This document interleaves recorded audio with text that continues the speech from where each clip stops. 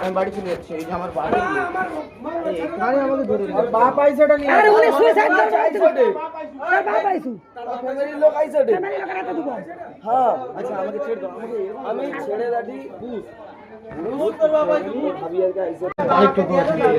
বের করে দাদা বুঝ না আমি আমাকে যাই যাবেন কি আছে আছি তো কি মাগে রে জুতা জুতা এই যে বরখা আমি তো দেখতে পাইছি না চলন দেখে মানে যাইছিলি আমি করে চলন দেখে আমি করে এই লোকটা মানে মেয়ে ছেলে না বেটা ছেলে দেখিয়া ওদের গাড়ি নামে নেমেছি সুসাইড করবি তো